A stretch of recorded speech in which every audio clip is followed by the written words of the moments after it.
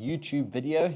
This is Microcare Solar, and of course, we're coming to you live from our factory in Nelson Mandela Bay, Gqeberha, or Port Elizabeth, if you like. And we're talking all things solar.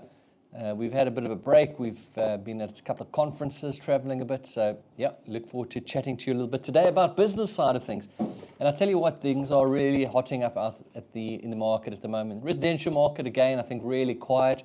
Market completely flooded. Everyone's got too much stock, but where the opportunities are in the commercial and industrial, particularly at this time of the year, the worst performing solar time of the year. And so if you can establish a base load in your winter time, particularly as a business, the financial incentive and the financial motivation is really, really good. So we're going to briefly just touch on today, just for a moment, about some of the benefits. I've listed 8, which I'm going to run through quickly with you, why businesses could be or should be considering solar. But I do want to just differentiate 2 types of solar. One is something that's sort of reliant on the grid, sort of SSEG kind of thing, small scale embedded generation. Let me say that again, small scale embedded generation. This is very reliant on the grid. So if you choose a system like that, be aware that if the system is down, the grid that is, then your system is reliant on that working. So it's off. It's going to be off. And unfortunately, many consumers learn that hard lesson a little bit too late. We predominantly speak about more independent or off-grid systems, non-SSEG, so non-small scale embedded generation. So we don't embed our system into the grid. Microcare is independent for those of you who use it. So let's just quickly talk for our businesses. What are some of the motivations? What are the reasons why solar is so important? Nothing particularly right now. Number one, of course, the big one is cost saving. We're all aware of the cost of electricity going up and up and up. And we've just had an increase. Many were surprised. In fact, in our own municipality, the increase happened on Monday, and many people weren't aware of it. Sort of woke up too late to even buy prepaid electricity and things like that. So cost saving is significant. It's now becoming part of your financial model to look at the cost of solar and to make sure that you have got that included in your business model. So electricity bills are going up, costs are going up. So from a saving point of view, it's starting to make financial sense, if you like. Then that's number one, so cost saving. Number two, there's some really good tax incentives and rebates that are available. The 12B tax incentive is something that we've mentioned often in our videos, and we've got some information on our website. But for a business, this is a no-brainer. Now, this is not for UPS backup power. This is particularly for solar side alone. And the return of investment by being off-grid, non-SSEG, is quite significant. So it's important that you are aware of this. And a lot of people phone us and say, hey, how do I sign up for 12B tax allowance? Man, it's not really about going to the manufacturer as it is about going to the accountant. The accountants are aware of that. I've done a few presentations with the likes of KPMG about what the 12B tax allowance is. So they're all fully aware of it, and it certainly is a game changer. Sort of taking return of investment from maybe 5 years for a solar system down to under 4, sometimes like 3 and 3.5 years. So it's a game changer. So the tax incentives is a massive reason that you should not be missing out. And think about the return on investment coming within 3 to 5 years, and then years of that reduction in your cost. So just a massive thing. So number 2, tax incentives. Number 3, what we're starting to see is the desire to become more energy independent. Particularly in our city, we've seen a huge drought come along. So many businesses and homeowners have got tanks in, they've become more independent rather. And so energy is becoming very much included in that conversation. I want to become energy independent so that I'm not reliant on a collapsing grid or malfunctioning substations or whatever it is. I don't want business to suffer because of these things. And that's more than just having an inverter and a battery. It's about having solar power. So creating independence, so that my business doesn't suffer from whatever's happening around me. And it can be anything from a simple theft of a cable to a substation going down. Now, the SSEGs will be really suffering in those cases where you're off-grid, you're non-SSEG like Microcare, we would be independent from that. So that's a real game changer as well. Make sure that you're investing in independence when it comes to your solar. So 3, energy independence. Number 4, we're starting to see companies actually use the solar journey as part of their brand. They're showcasing the fact that they're a green company.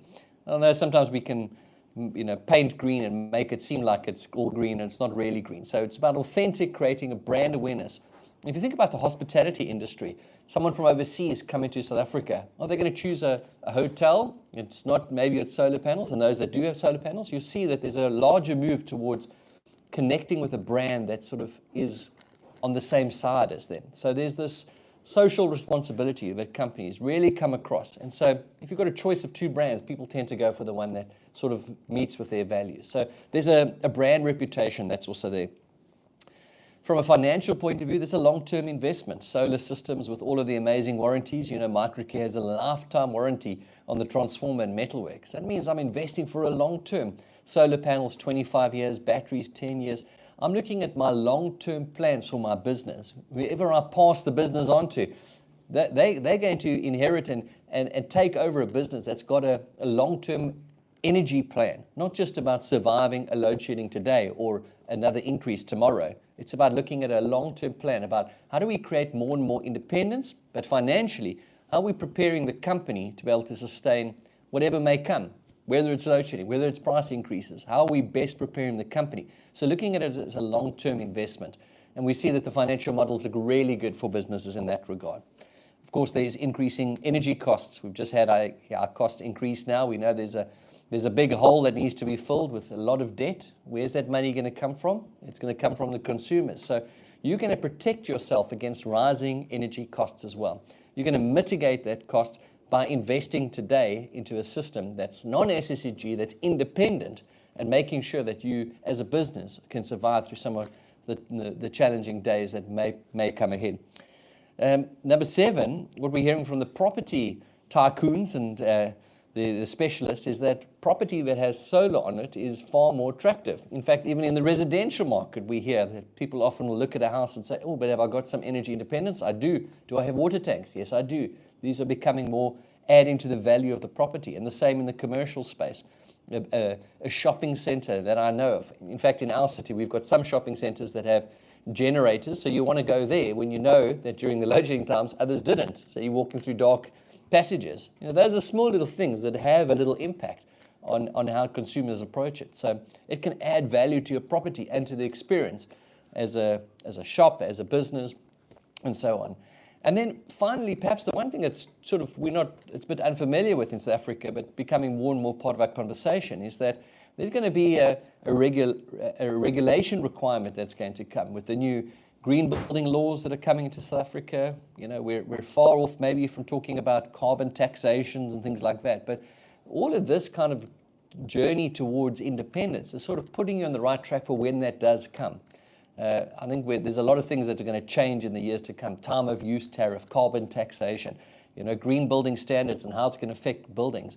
Those things are coming. They're inevitable. They produce a more responsible business. And so by going down the solar journey, you're actually equipping yourselves for that. So there we go. A couple of tips I'll quickly run through. Cost saving. Wow, big opportunity for businesses. Don't miss out on that. And now with this peak, this low winter time, best time to create a base load. Tax incentives available.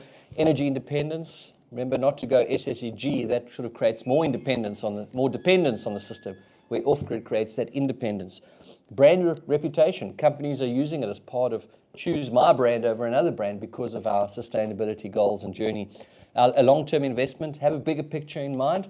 Think 25, 30 years. What's energy going to look like? What's it going to cost? So investing today for that.